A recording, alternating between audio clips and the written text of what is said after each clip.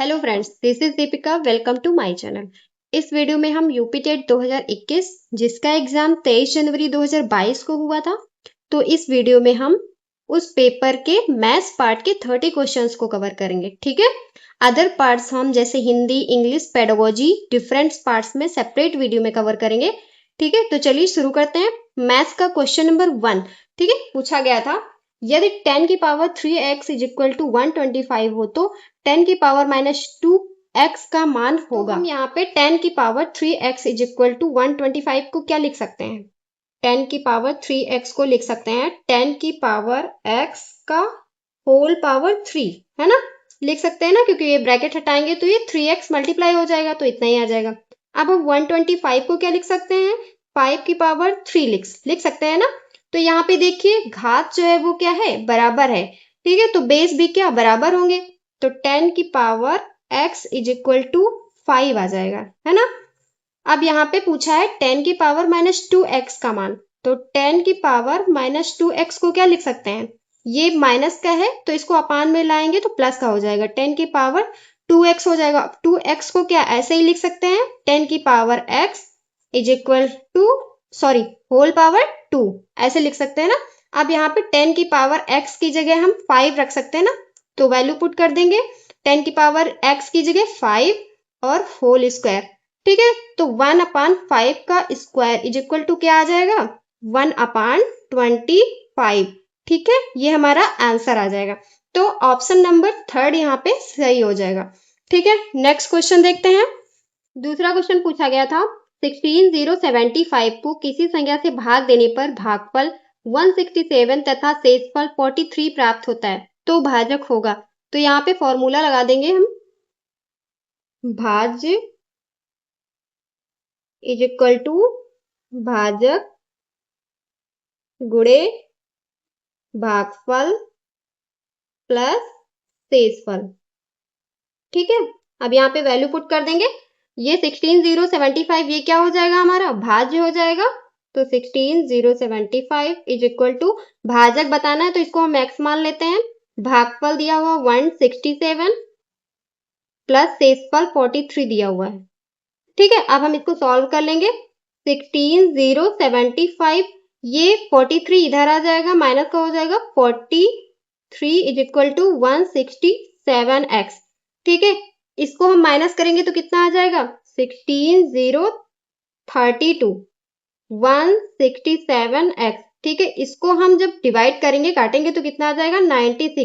तो x की value हमारी क्या आ जाएगी, 96। तो ऑप्शन नंबर हमारा 96 सही हो जाएगा।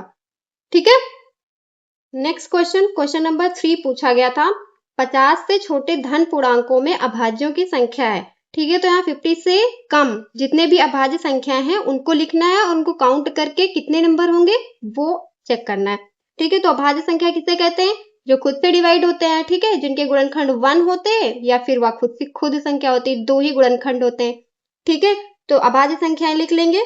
सबसे छोटी अभाज्य संख्या 2, फिर 3, 5, 7, 11, 13, 17, 19, 23, 29, 31, 37, 41, 43, 47। ठीक है, इसके बाद 50 से कम यही संख्या होंगी। ठीक है, तो इनको काउंट कर लेते हैं हम एक बार। 1 2 3 4 5 6 7 8 9 10 11 12 13 14 15, तो 15 नंबर होंगे, है ना। तो ऑप्शन नंबर हमारा फर्स्ट सही हो जाएगा।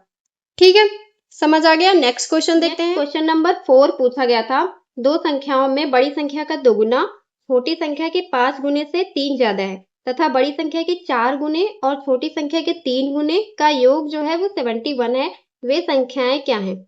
ठीक है, तो यहाँ पे हम बड़ी संख्या को x, छोटी संख्या को y मान के इक्वेशन सॉल्व करके लगा सकते हैं। ठीक है, 500 सेकंड, लेकिन हम यहाँ पे इस ऑप्शन से लगाएंगे। ठीक है, वो लेंदी हो जाता है थोड़ा, तो यहाँ पे कैलकुलेशन फास्ट करके हम ऑप्शन से चेक करेंगे। ठीक है, तो यहाँ पे दो संख्याओं में से बड़ी संख्या का 2 गुना, बड़ी संख्या का हम डबल कर देंगे और छोटी संख्या के 5 गुना, मीन छोटी संख्या का 5 गुना कर देंगे। उसके बाद 5 गुने से 3 ज्यादा है। ठीक है, तो इसका जो मान है वो इससे क्या 3 ज्यादा आना चाहिए, है ना, 3 ज्यादा आना चाहिए। चेक करते हैं। ऑप्शन नंबर फर्स्ट दिया हुआ 11 और 9, तो बड़ी संख्या का डबल मीन्स 22 आ जाएगा, और फिर छोटी संख्या का 5 गुना मीन्स 9 पचे 45। ठीक है, अब ये 3 ज्यादा आ रहा है, नहीं आ रहा है, ठीक है, तो ये ऑप्शन नंबर गलत हो जाएगा। अब 43 करते हैं, तो 43 को 2 से करेंगे मल्टीप्लाई तो कितना आ जाएगा 686, और इसको 5 से करेंगे तो 40 आएगा, तो ये भी 3 ज्यादा नहीं आ रहा है, तो ये भी ऑप्शन गलत।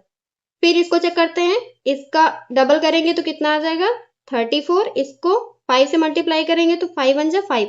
अब ये भी 3 ज्यादा नहीं आ रहा है, ठीक है, तो ये भी ऑप्शन गलत हो जाएगा। फिर इसको चेक करते हैं, तो इसका डबल करेंगे कितना आ जाएगा 28, फिर इस संख्या को 5 से गुणा करते हैं तो कितना आ जाएगा 25। अब यहाँ पे देखिए ये क्या 3 ज्यादा आ रहा है ना, तो ये ऑप्शन सही हो जाएगा। अब अगली एक कंडीशन हम इसी ऑप्शन में चेक कर लेते हैं, तथा बड़ी संख्या के 4 गुने।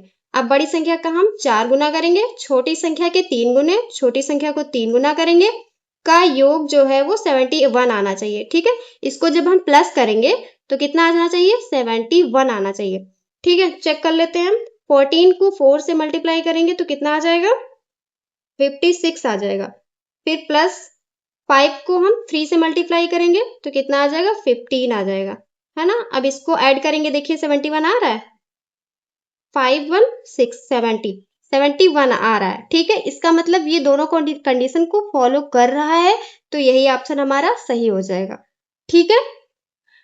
नेक्स्ट क्वेश्चन देखते हैं। क्वेश्चन नंबर 5 पूछा गया था, एक वर्ग का क्षेत्रफल जिसकी एक भुजा 8 सेंटीमीटर है इस आयत के क्षेत्रफल के बराबर है, जिसकी लंबाई 16 सेंटीमीटर है, आयत की चौड़ाई ज्ञात करें। ठीक है, तो यहाँ पे वर्ग का क्षेत्रफल बराबर है आयत के क्षेत्रफल के, ठीक है, तो हम बराबर कर लेते हैं। वर्ग का क्षेत्रफल इज इक्वल टू आयत के क्षेत्रफल के, ठीक है, आयत का क्षेत्रफल। तो यहाँ पे वर्ग का क्षेत्रफल कितना, फॉर्मूला क्या होता है भुजा स्क्वायर वर्ग का क्षेत्रफल, और भुजा कितनी दी हुई है 8 सेंटीमीटर, तो 8 का स्क्वायर हो जाएगा, है ना। आयत का क्षेत्रफल कितना होता है लंबाई गुणे चौड़ाई, तो लंबाई कितनी दी हुई है 16, और गुणे चौड़ाई ज्ञात करनी, तो चौड़ाई को हम x मान लेते हैं, ठीक है। अब यहाँ पे सॉल्व करेंगे कितना आ जाएगा 8 का स्क्वायर 64, फिर 16x, ये 4 टाइम में जाएगा, तो x is equal to 4 centimetre आ जाएगा, मीन्स हमारी चौड़ाई जो है वो 4 सेंटीमीटर आ जाएगी, तो ऑप्शन नंबर 2 सही हो जाएगा, ठीक है। नेक्स्ट क्वेश्चन देखते हैं। क्वेश्चन नंबर 6 पूछा गया था, ये 14/33, 42/55, 21/22 का महत्तम समापवर्तक है, ठीक है। जब हमें फ्रैक्शंस दिए होते हैं उनमें लासा मासा निकालना होता है तो कैसे निकालते हैं, अगर जैसे इसमें मासा पूछा गया है तो हम अंश का मासा पहले निकालेंगे, ठीक है, और लासा पूछा गया होता तो अंश का लासा पहले निकालते, ठीक है। तो यहाँ पे फॉर्मूला हो जाएगा महत्तम समापवर्तक निकालना है तो अंश का मासा बटे हर का लासा निकालेंगे, अगर लासा पूछा गया होता तो अंश का लासा बटे हर का मासा निकालते, ठीक है। तो यहाँ पे मासा निकालते हैं, मीन्स अंश का मासा निकालेंगे बटे हर का लासा निकालेंगे, ठीक है। तो मासा कैसे निकालेंगे 14 42 21 गुणनखंड विधि से निकाल लेंगे, ये कितना आ जाएगा 77 इंटू 2 इसको लिख सकते हैं, इसको 7 इंटू 6, इसको कितना लिख सकते हैं 7 इंटू 3। अब यहाँ पे मासा कैसे निकालते हैं, जो कॉमन फैक्टर होता है वही हमारा मासा होता है, तो यहाँ पे कॉमन फैक्टर क्या है 7, तो मासा क्या हो जाएगा 7 हो जाएगा, ठीक है। तो अंश का मासा कितना आ जाएगा 7 आ जाएगा। अब हर का लासा निकालना है, तो हर जितने दिए हुए हैं उनका लासा निकाल लेंगे, तो 33 और 55 और 22 इनका लासा निकालो, देखो 11 से सबसे पहले डिवाइड कर देते हैं, ये 5 बार में, ये 2 बार में। अब यहाँ पे देखिए 3 5 2 ये भी अलग अलग नंबर से ही जाएंगे, तो गुणनखंड कितना हो जाएगा 11 इंटू 3 इंटू 5 इंटू 2, ये हमारा एलसीएम निकल के आ जाएगा, ये कितना हो जाएगा 33, और ये 5 2 10, तो यहाँ पे आ जाएगा 330, ठीक है। तो हर का लासा कितना निकल आया 330, ठीक है। तो ये हमारा इसका आंसर हो जाएगा, ऑप्शन नंबर 2 सही हो जाएगा, ठीक है, 7/330, ठीक है। पहले मासा निकालना है तो सबसे पहले अंश का मासा, उसके बाद हर का लासा, अगर लासा निकालना है तो अंश का लसा फिर हर का मसा। ठीक है, समझ आ गया। नेक्स्ट क्वेश्चन देखते हैं। क्वेश्चन नंबर 7 पूछा गया था 7+2√10 का वर्गमूल है। ठीक है, वर्गमूल इसका निकालना है। ठीक है, ये ऑप्शन A+B के रूप में दिए हुए। ठीक है, हम इससे ऑप्शन से इसको लगाएंगे। ठीक है, तो यहाँ पे हम ऑप्शंस का जब होल ऑफ स्क्वायर करेंगे ना, तो A+B का जब होल ऑफ स्क्वायर करते हैं, यहाँ पे फॉर्मूला ऐसे पुट होगा, A+B का होल ऑफ स्क्वायर करेंगे तो आ जाएगा A² + B² + 2AB, है ना। जब हम ऑप्शन का स्क्वायर करेंगे तो ये इस रूप में आ जाएगा। ठीक है, वही उसका वर्गमूल होगा। तो हम इस ऑप्शन में जरा गेस करिए, यहाँ पे ऑप्शन नंबर 4 में ये A+B के रूप में दिया हुआ है। जब हम इसका स्क्वायर करेंगे, ठीक है, इसका स्क्वायर करेंगे तो कितना आ जाएगा, यहाँ पे A² मीन्स √2 का स्क्वायर कितना हो जाएगा 2 प्लस √5 का स्क्वायर कितना हो जाएगा 5 प्लस 2AB, है ना। 2A कितना है √2 और B कितना है √5। ठीक है, अब यहाँ पे देखिए कितना आ जाएगा 5 2 कितना हो जाएगा 7 और प्लस ये कितना हो जाएगा 2 और √2 और √5 का गुणा होगा तो कितना हो जाएगा √10 हो जाएगा, है ना। तो यही देखिए यही दिया हुआ है ना 7+2√10, है ना। तो ये ऑप्शंस बिल्कुल सही हो जाएगा। ठीक है, आप थोड़ा सा भी गेस करेंगे ना तो ये लगा लेंगे। ये ऑप्शन देखिए, अदर ऑप्शन जब चेक करेंगे तो ये A² + B², यहाँ पे 3 और इसका स्क्वायर करेंगे तो 4 4 3 7 हो जाएगा, लेकिन 2AB नहीं आएगा। ठीक है, 2AB मीन्स 2√10 नहीं आएगा। ठीक है, ऐसे ये ऑप्शन चेक करेंगे तो पूरा नहीं आएगा, 7+2√10 बिल्कुल भी नहीं आएगा। ठीक है, तो ऑप्शन नंबर 4 यहाँ पे करेक्ट आंसर हो जाएगा। ठीक है, नेक्स्ट क्वेश्चन नंबर 8 पूछा गया था, एक वर्ग और एक समबाहु त्रिभुज की एक भुजा उभयनिष्ठ है। यदि त्रिभुज की एक भुजा 4/3 सेंटीमीटर लंबी है तो इस आकृति का परिमाप क्या होगा। ठीक है, ये ऑप्शन दिए हुए हैं। तो यहाँ पे देखिए एक वर्ग है और एक समबाहु त्रिभुज है और एक कोई भुजा क्या है उभयनिष्ठ कॉमन है। ठीक है, तो हम एक वर्ग बना लेते हैं, ये कोई वर्ग हो गया। ठीक है, और एक त्रिभुज समबाहु त्रिभुज है, कोई एक भुजा इसमें से कॉमन कर दीजिए। ठीक है, चारों भुजा में से कोई भी कर सकते हैं। ठीक है, हमने ये कर दिए तो ये वाला फिगर बन जाएगा। ठीक है, वैसे फिगर थोड़ा छोटा हो गया, कोई बात नहीं। दिया हुआ त्रिभुज की एक भुजा 4/3 सेंटीमीटर है। ठीक है, त्रिभुज की एक भुजा क्या है 4/3 सेंटीमीटर। अब समबाहु त्रिभुज है तो समबाहु त्रिभुज की तीनों भुजाएं बराबर होंगी, मीन्स सबकी लंबाई 4/3 होगी। ठीक है, और यहाँ पे वर्ग है तो वर्ग की चारों भुजाएं क्या होती हैं बराबर होती हैं। और एक भुजा जब कॉमन है तो त्रिभुज की ये भुजा भी क्या है 4/3 है, तो चारों भुजाएं ये क्या है 4/3 होंगी। ठीक है, क्योंकि वर्ग की चारों भुजाएं क्या बराबर होती है। ठीक है, अब नेक्स्ट पूछा है इस आकृति का परिमाप क्या होगा। ठीक है, सबकी भुजाएं क्या आ गई 4/3, जितनी भी भुजाएं हैं उनकी लंबाई क्या है 4/3 सेंटीमीटर। अब इसका परिमाप निकालना है। ठीक है, जब किसी आकृति का परिमाप निकालना होता है, जैसे कोई वर्ग है उसका परिमाप निकालना है, तो हम परिमाप कैसे निकालते हैं, चारों भुजाओं का योग उनका परिमाप होता है। आयत का परिमाप कैसे निकालते हैं, चारों भुजाओं का योग उसका परिमाप होता है, आयत का परिमाप। ठीक है, विकर्ण इसमें नहीं काउंट करते हैं ना, जो अंदर विकर्ण होते हैं उनको काउंट नहीं करते हैं।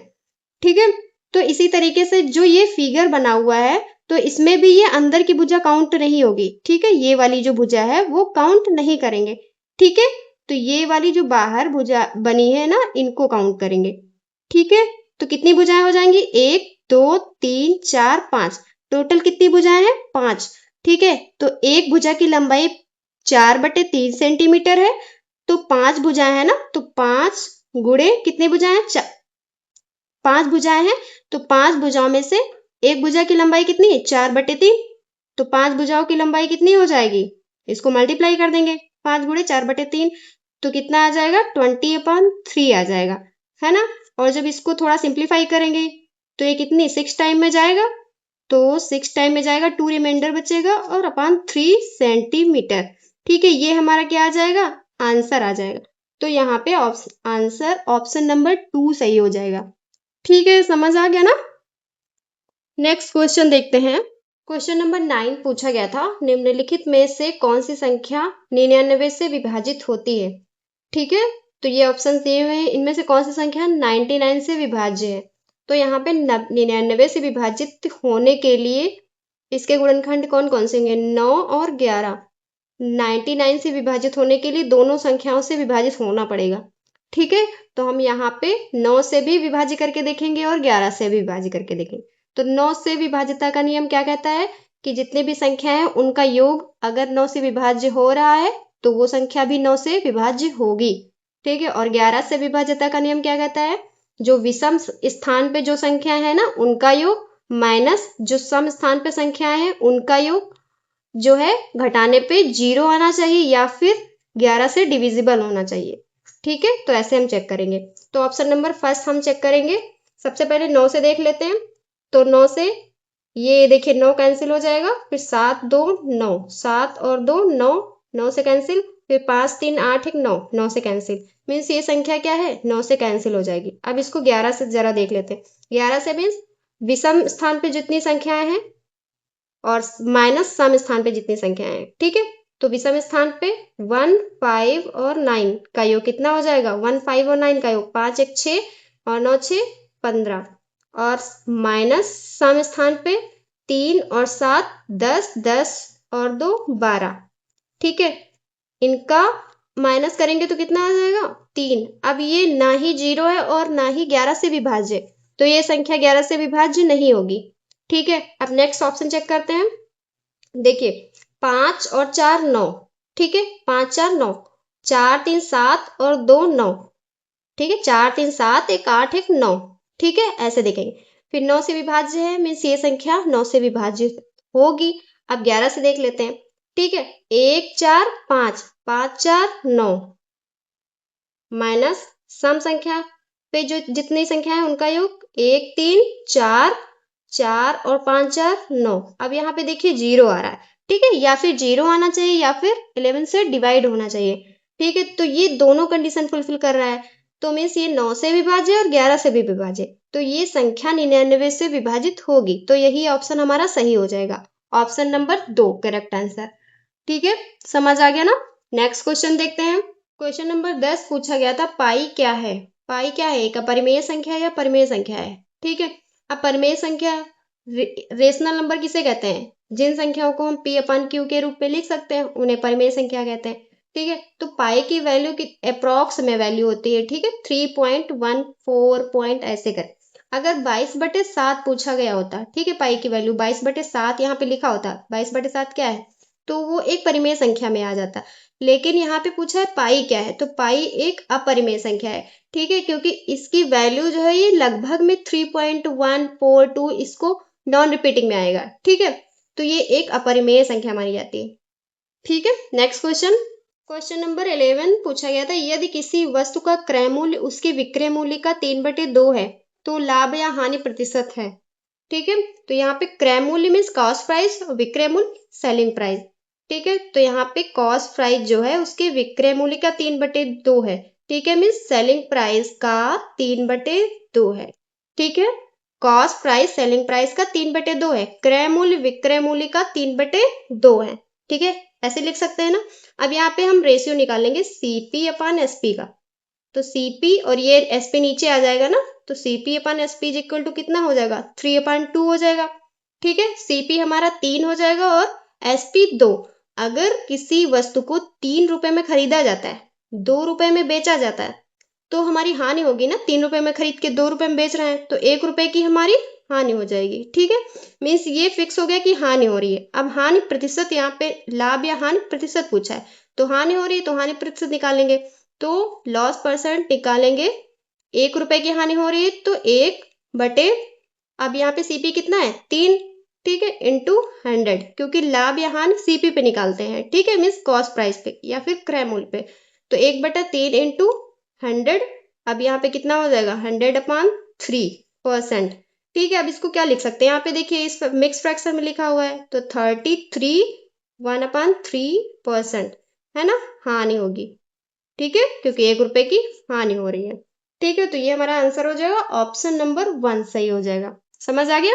नेक्स्ट क्वेश्चन देखते हैं। नंबर 12 पूछा गया था 12 10 12 को 12 से भाग देने पर शेषफल है। ठीक है, तो इसको हम डायरेक्ट भी कर सकते हैं और आपको हम सिंपल तरीके से समझा देते हैं। 12 12 10 12 से हम जब भाग करेंगे तो कितना आएगा, शेषफल पूछा है। ठीक है, तो यहाँ पे एक बार में जाएगा ये 12 कुछ भी नहीं बचेगा। उसके बाद हम 1 उतारेंगे तो 1 तो कटेगा नहीं, हम 0 लगा के हम 0 बार में लगाएंगे ना, तो 0 बढ़ा लेंगे।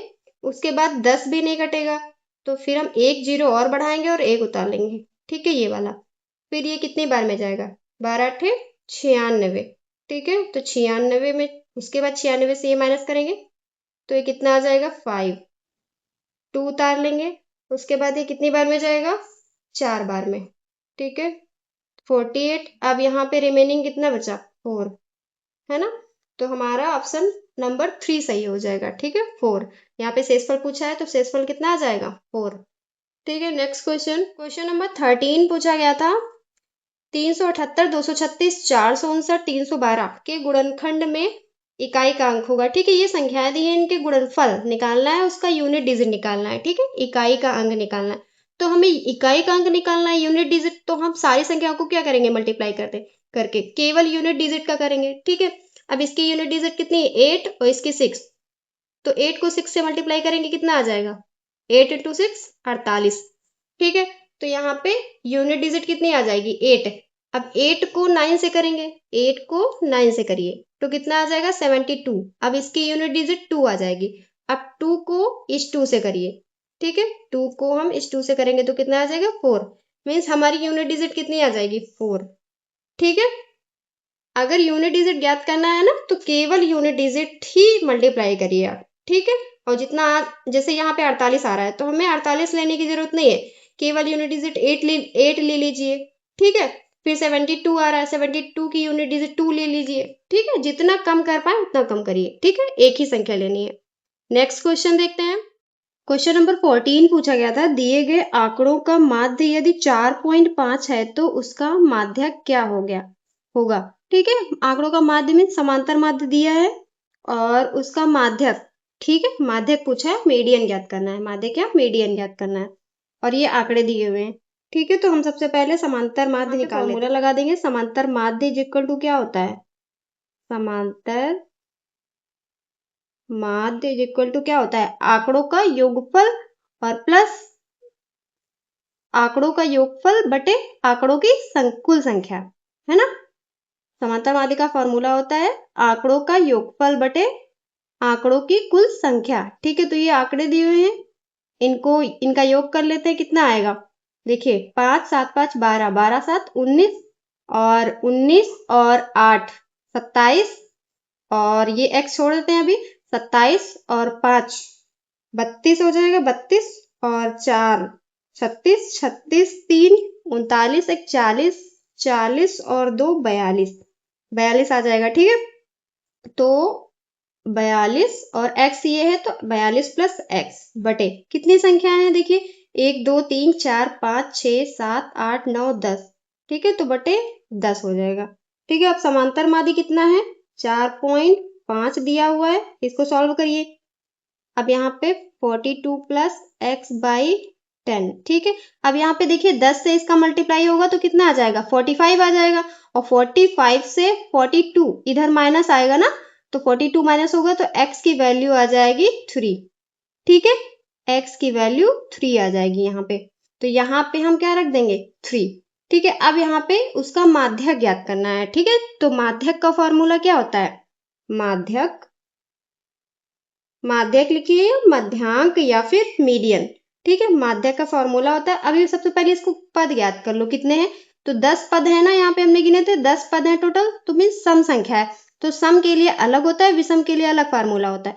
ठीक है, तो यहाँ पे सम के लिए फॉर्मूला होता है n/2 वहां पद प्लस n+2/2 वहां पद बाई 2। ठीक है, ये फॉर्मूला होता है सम के लिए। ठीक है, तो सम n कितने, n इज इक्वल टू कितना है, 10 है, 10 पद है ना, तो 10/2 मीन्स 5, पांचवा पद। ठीक है, तो पांचवा पद हम कैसे याद करेंगे, इसको सबसे पहले हम आरोही क्रम में मीन्स बढ़ते हुए क्रम में इसको पहले अरेंज कर लेंगे। ठीक है, देखिए यहाँ पे सबसे पहले छोटा क्या हो जाएगा, 1, उसके बाद 2, उसके बाद 3, यहाँ पे कैंसिल कर दीजिए 3, उसके बाद ये 3 2 बार है, ये भी कैंसिल, उसके बाद 4, फिर 5। ठीक है, उसके बाद 5 ये 2 बार है।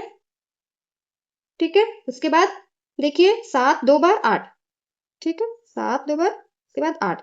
देखिए 2 2 4 पद हो गए ना, तो 10/2वां पद, पांचवा पद कौन सा है? 1 2 3 4, पांचवा पद 4 है, प्लस n+2वां पद 10 + 2 12, 12/2 मीन्स छठवां पद। छठवां पद कौन सा है? 5, तो 5 यहाँ पर हो जाएगा /2। अब यहाँ पे 9/2 हो जाएगा ना, 9/2 को कितना डिवाइड करेंगे तो कितना आ जाएगा? 4.5, ठीक है, 4.5 आ जाएगा। तो हमारा ऑप्शन नंबर यहाँ पे 3 सही हो जाएगा। ठीक है, समझ आ गया? समांतर माध्य, सबसे पहले समांतर माध्य का फॉर्मूला लगा के यहाँ पे x की वैल्यू निकालेंगे, उसके बाद हम आरोही क्रम में व्यवस्थित करेंगे। उसके बाद यहाँ पे 10 पद है, तो 10 पद मीन सम के लिए फॉर्मूला लगा देंगे मध्यांक का, n/2वां पद, n+2/2वां पद /2, ठीक है, यहाँ पे वैल्यू पुट करके आंसर निकाल लेंगे। ठीक है, समझ आ गया? नेक्स्ट क्वेश्चन देखते हैं। नेक्स्ट क्वेश्चन नंबर 15 पूछा गया था, सांख्यिकी में विचरण का विश्लेषण नामक विधि का मुख्य श्रेय है। ठीक है, ये ऑप्शन दिए हुए हैं। तो विचरण का विश्लेषण नामक विधि का मुख्य श्रेय R.A. फिशर को जाता है। ठीक है, ये फैक्ट आप याद कर लीजिए। ठीक है, इसमें समझने वाला कुछ भी नहीं है। नेक्स्ट क्वेश्चन नंबर 16 पूछा गया था, त्रिभुज ABC के मध्य बिंदु क्रमशः DEF हैं, ज्ञात कीजिए निम्न में से कौन सा कथन सत्य है। ठीक है, ये त्रिभुज दिया हुआ है, इसके मध्य बिंदु क्या है? D और EF। ठीक है, तो यहाँ पे ऑप्शन चेक करके बताना कौन सा सही है। अब यहाँ पे देखिए ये मध्य बिंदु है, ठीक है, ये मध्य बिंदु है, तो इसको क्या बराबर बराबर 2 भागों में विभाजित करेंगे ना, और इसको बराबर 2 भागों में विभाजित करेंगे। तो जब ये भुजा बराबर, ये भुजा बराबर, ये भुजा बराबर है, ठीक है, जब ये भुजा बराबर है, तो ये इसमें क्या सारी भुजाएं बराबर होंगी। तो त्रिभुज जितने भी त्रिभुज बन रहे हैं, कितने त्रिभुज बन रहे हैं? 1 2 3 4। तो जितने भी त्रिभुज बन रहे हैं, सब त्रिभुज का क्षेत्रफल भी क्या बराबर बराबर होगा ना। त्रिभुज DEF का क्षेत्रफल बराबर किसके है? तो त्रिभुज DEF, ठीक है, DEF, ठीक है, ये वाला त्रिभुज किस त्रिभुज के बराबर है? तो ABC टोटल ये पूरा त्रिभुज है, और त्रिभुज DEF, ठीक है, यहाँ पे देखिए कितने त्रिभुज? 4 त्रिभुज बन रहे हैं। तो यहाँ पे त्रिभुज DEF इज इक्वल टू हो जाएगा 1/4 त्रिभुज ABC के। ठीक है, 1/4 कैसे होगा? क्योंकि यहाँ पे 4 त्रिभुज बन रहे हैं, ठीक है, और ये 4 में से एक त्रिभुज है। ठीक है, तो यहाँ पे 1/4 त्रिभुज ABC का क्षेत्रफल के बराबर हो गए। ठीक है, समझ आ गया?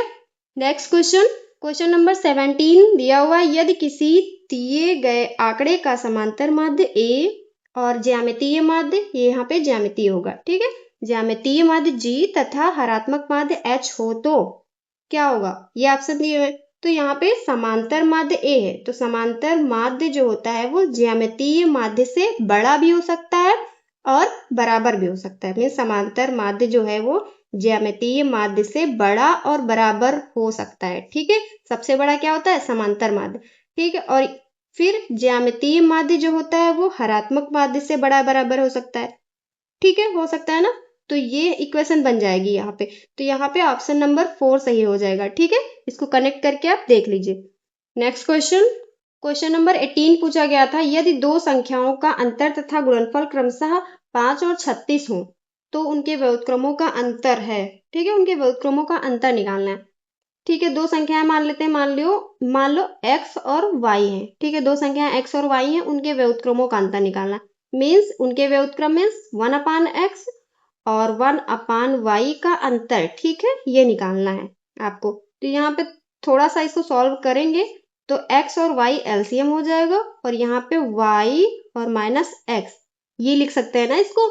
और यहाँ पे देखिए आप, यहाँ पे दो संख्याओं का अंतर 5 दिया हुआ है ना, और गुणनफल 36 दिया हुआ है। तो अंतर कितना दिया हुआ है? 5, और गुणनफल कितना दिया हुआ है? 36। ठीक है, इसकी जगह हम लिख सकते हैं ना, अंतर की जगह 5, गुणनफल की जगह 36, है ना।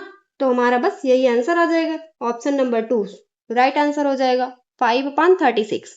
नेक्स्ट क्वेश्चन देखते हैं, क्वेश्चन नंबर 19, 20वीं सदी के स्वशिक्षित भारतीय गणितीय प्रतिभावान कौन थे? ठीक है, 20वीं सदी के पूछा है। तो ये जो ऑप्शन दिए हुए इनमें से ये जो दो हैं ना ऊपर के, ये 20वीं सदी के पहले के थे। ठीक है, ये हैं तो भारतीय गणितज्ञ, मीन्स हैं तो इम्पोर्टेंट गणितज्ञ, लेकिन ये 20वीं सदी के पहले के हैं। ठीक है, और ये 20वीं सदी के हैं। तो 20वीं सदी के पूछे हैं, तो इनमें जो सबसे प्रतिभावान जो माने जाते हैं वो श्रीनिवास रामानुजन माने जाते हैं। ठीक है, तो यहाँ पे ऑप्शन नंबर 4 करेक्ट आंसर हो जाएगा। नेक्स्ट क्वेश्चन देखते हैं। क्वेश्चन नंबर 20 पूछा गया था, किसी कमरे की चारों दीवारों का क्षेत्रफल 660 मीटर स्क्वायर है तथा लंबाई उसकी चौड़ाई की दुगुनी है। यदि कमरे की ऊंचाई 11 मीटर है तो उसकी छत का क्षेत्रफल है। ठीक है, यहाँ पे चारों दीवारों का क्षेत्रफल दिया हुआ है, तो यहाँ पे फॉर्मूला लगा देंगे चारों दीवारों का क्षेत्रफल। यहाँ पे भुजाएं बराबर नहीं है, मालूम पड़ रहा है ना, तो कमरा कैसा होगा, आयताकार।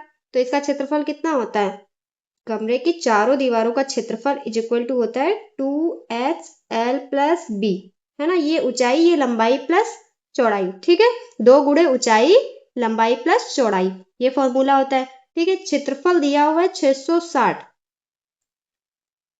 2 इंटू एच ऊंचाई दी हुई है 11। अब यहाँ पे लंबाई और प्लस चौड़ाई दे दिए। अब यहाँ पे कह रहा है तथा लंबाई उसकी चौड़ाई की दुगुनी है, तो लंबाई x मान लीजिए और चौड़ाई उसकी चौड़ाई की दुगुनी है। तो चौड़ाई हम x मानेंगे, चौड़ाई की दुगुनी है लंबाई, तो लंबाई कितनी हो जाएगी, 2x हो जाएगी, है ना। तो लंबाई 2x प्लस चौड़ाई x, ठीक है, ये हो जाएगी। तो अब इसको सॉल्व कर लेंगे। ठीक है, ये कितना हो जाएगा, 11 दूना 22 और 22 तिया 66, 30 इधर आ जाएगा।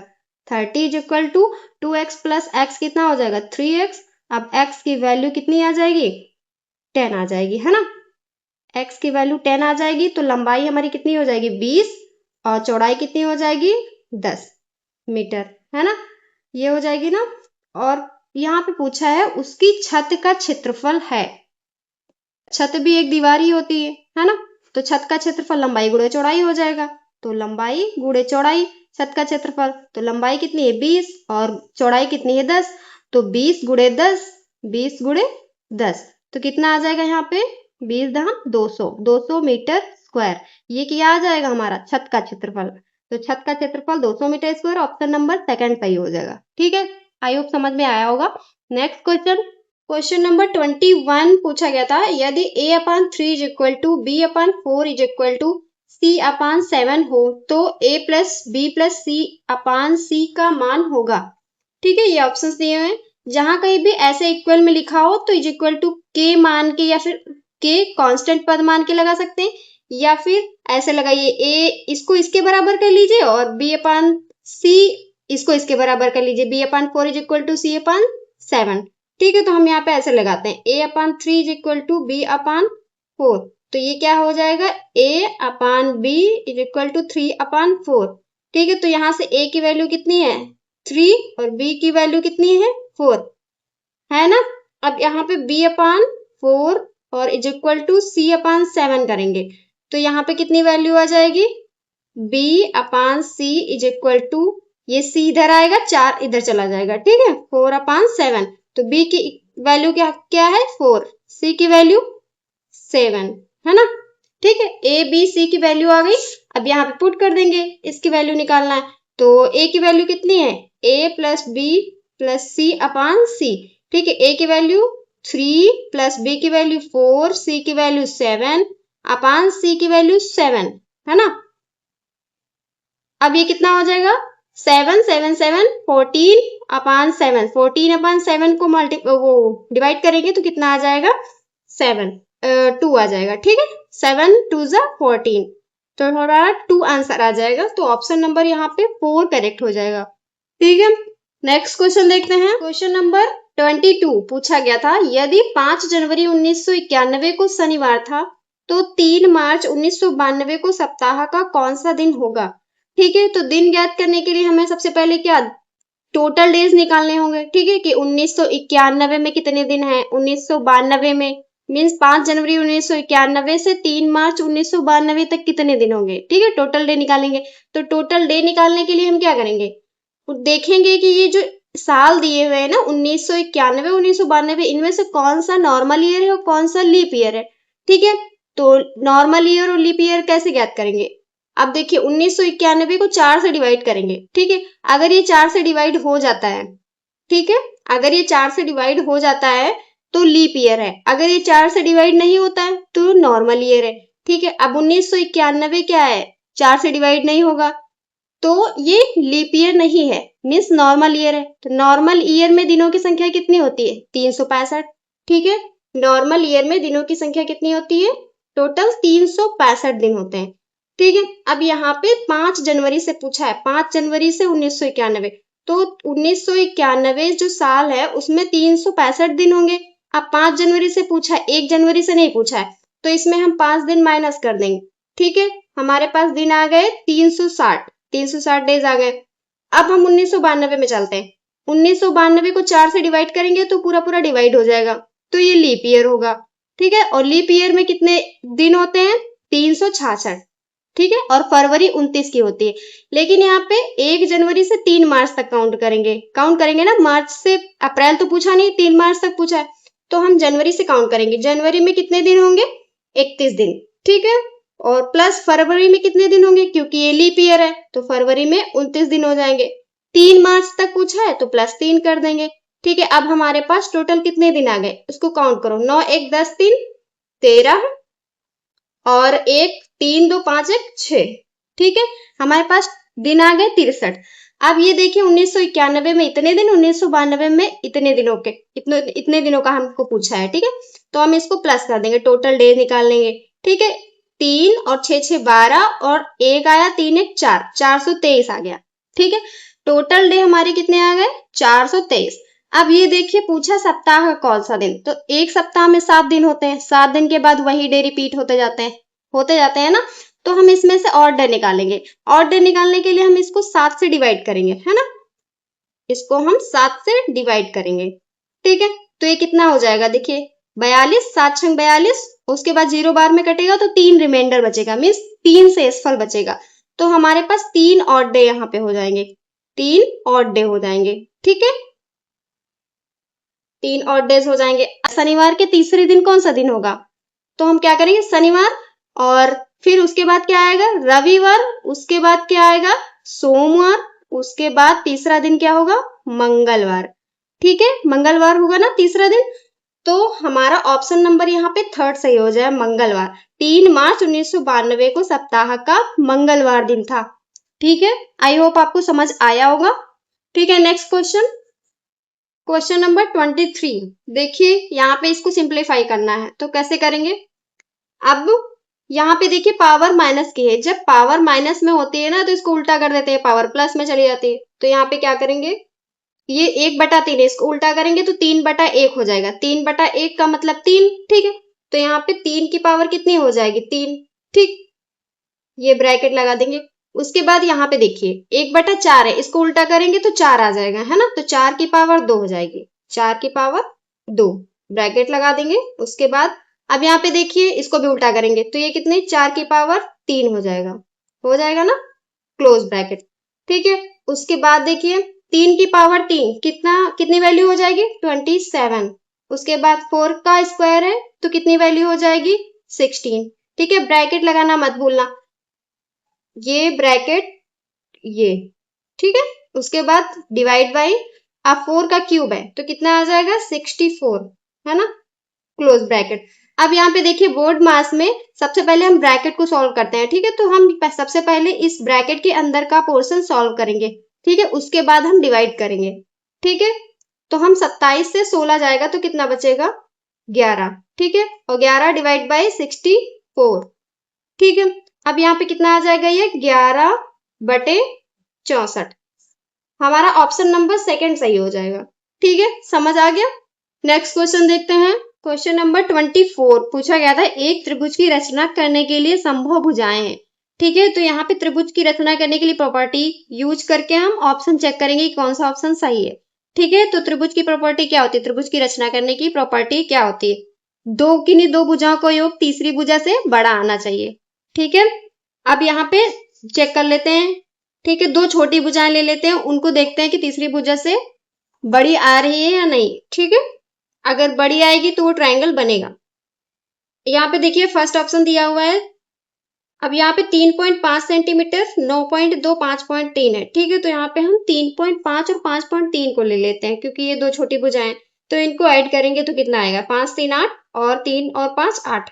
तो ये अब 8.8 आ रहा है, ठीक है, 8.8 आ रहा है। तो 8.8 क्या है, 9.2 से छोटी है, मीन्स ये तो प्रॉपर्टी को फॉलो नहीं कर रहा है, तो ये ऑप्शन गलत हो जाएगा।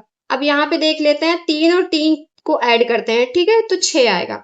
तो 6 इक्वल हो जाएंगे, मीन्स ये भी बड़ी भुजा नहीं आ रही, तो ये भी ऑप्शन गलत हो जाएगा। ऑप्शन नंबर 3 चेक कर लेते हैं।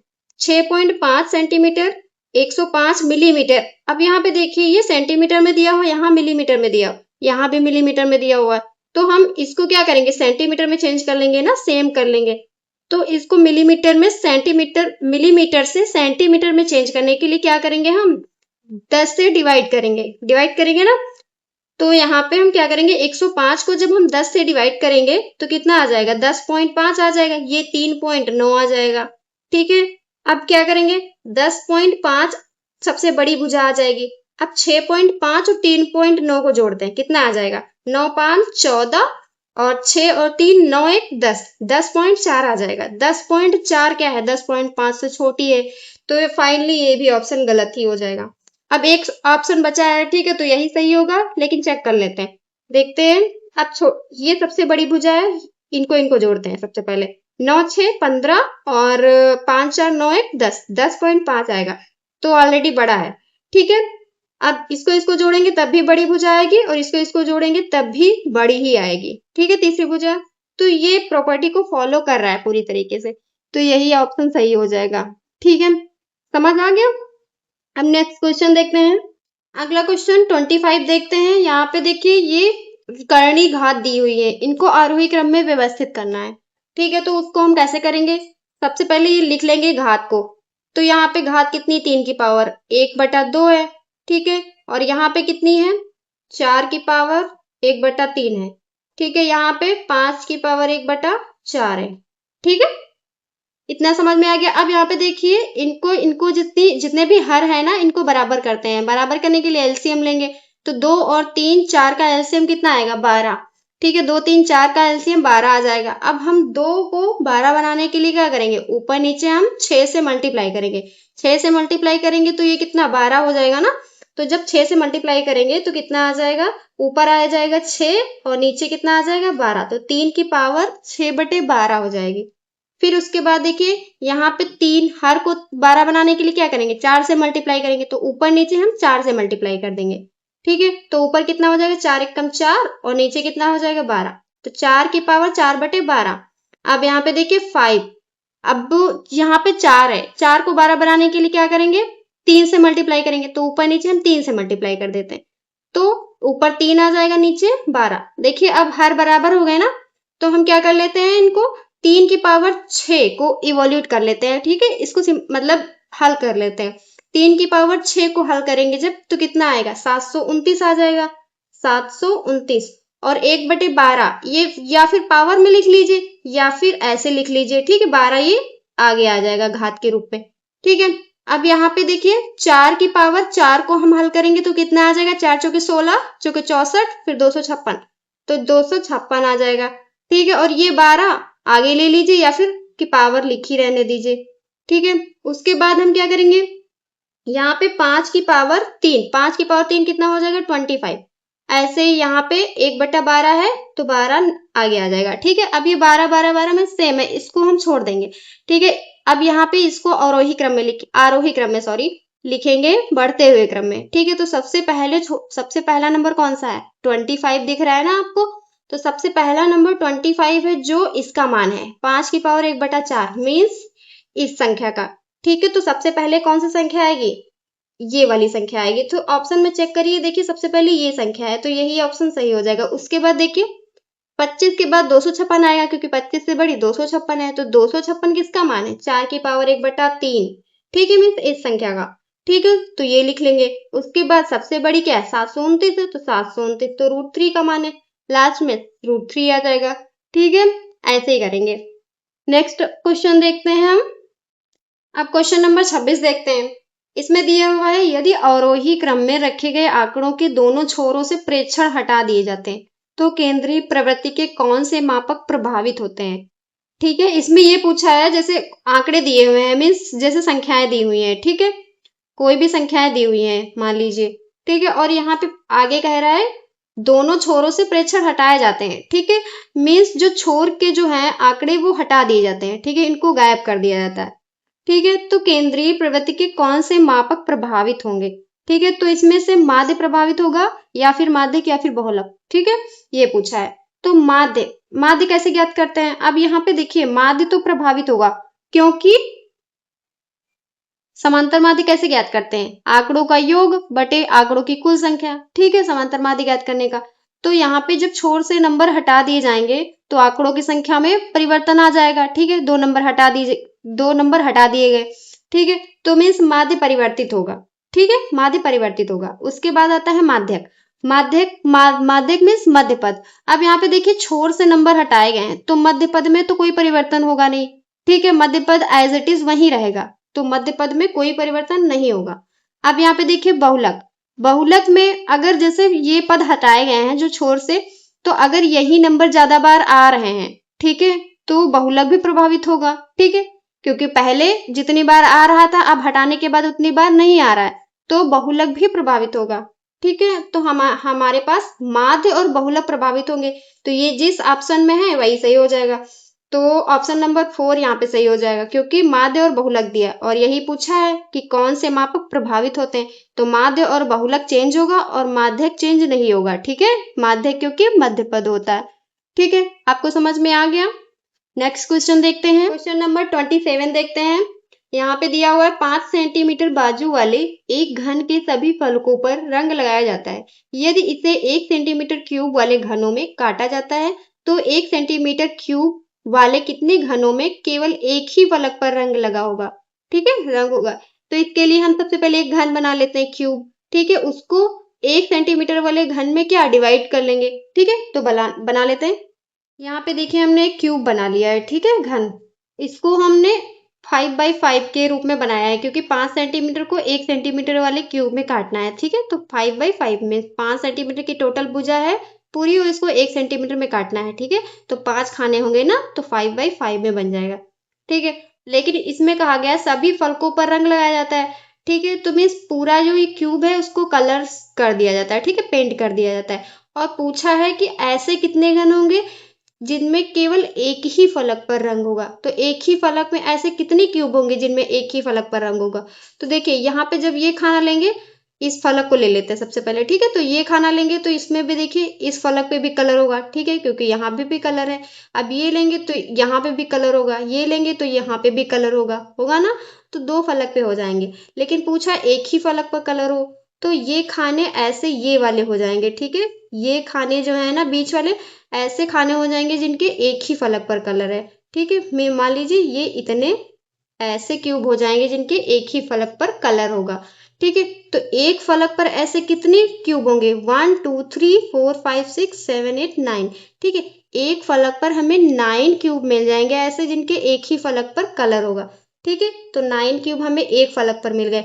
और एक क्यूब में टोटल कितनी साइड होती है, टोटल कितने फलक होते हैं, 6 फलक होते हैं, ठीक है। तो इनको हम 6 से मल्टीप्लाई कर देंगे तो कितना आ जाएगा हमारे पास, 54, ठीक है। तो 54 ऐसे क्यूब आएंगे 1 सेंटीमीटर वाले जिनके एक ही फलक पर कलर होगा, ठीक है। तो ऑप्शन नंबर हमारा 3rd सही हो जाएगा, 54। नेक्स्ट क्वेश्चन देखते हैं, क्वेश्चन नंबर 28 देख लेते हैं। पंचभुज के अंतःकोणों का योग ज्ञात कीजिए, ये पूछा है, ठीक है। तो यहाँ पे एक फॉर्मूला लगा देंगे, अंतःकोणों का योग का फॉर्मूला लगा देंगे, चाहे वो त्रिभुज हो, चाहे वो चतुर्भुज हो, पंचभुज, षटभुज, ठीक है, कोई भी फिगर दिया हो ये फॉर्मूला लगा देंगे अगर अंतःकोणों का योग ज्ञात करना है, ठीक है। तो फॉर्मूला क्या होता है, n-2 इंटू 180, ठीक है, ये होता है फॉर्मूला।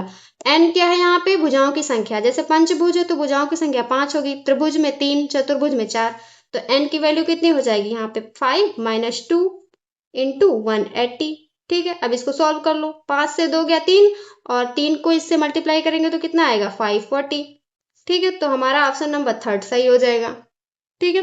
नेक्स्ट क्वेश्चन देखते हैं, क्वेश्चन नंबर 29 देखते हैं। एक खंबे का 4/7 भाग कीचड़ में धंसा है।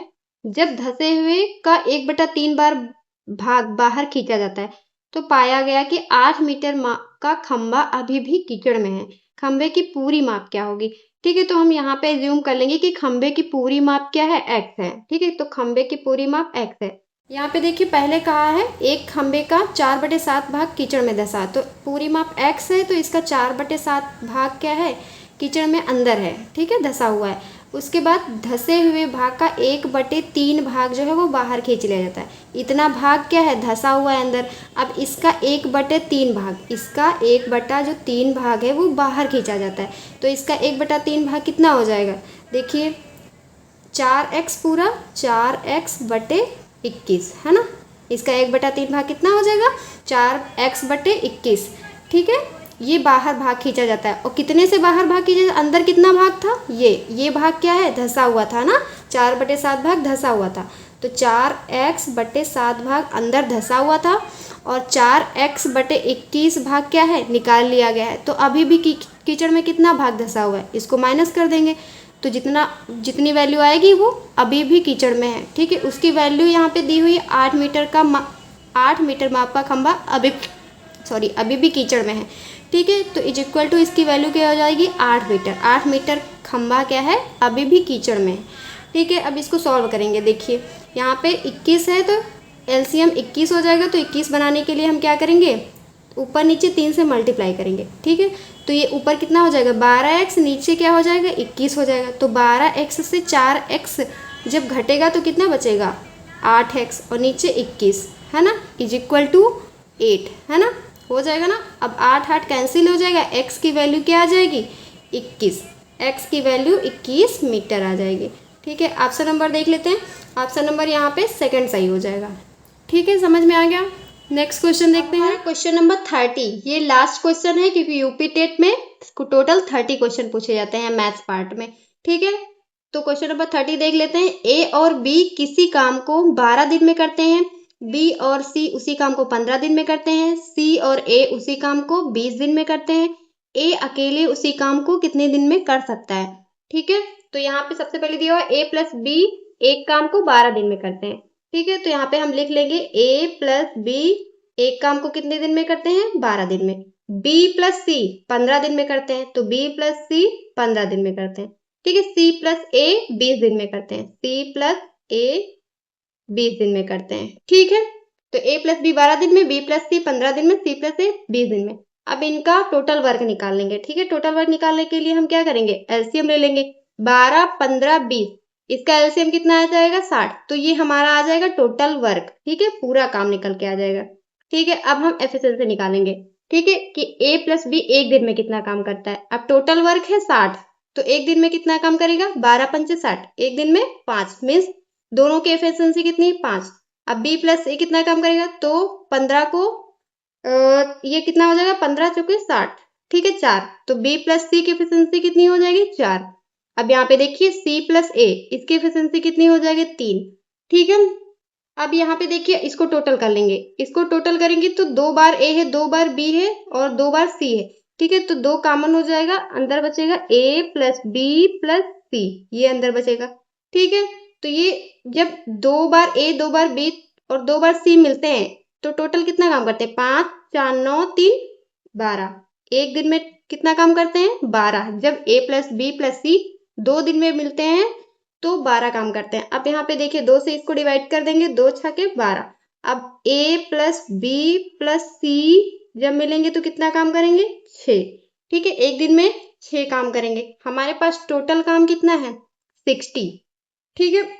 अब यहाँ पे देखिए पूछा हुआ a उसी काम को कितने दिन में करता है, ठीक है। तो यहाँ पे देखिए b प्लस सी एक को निकालना है ना, तो b प्लस सी कितने दिन में करता है, b प्लस सी एक काम को 4 दिन में करता है।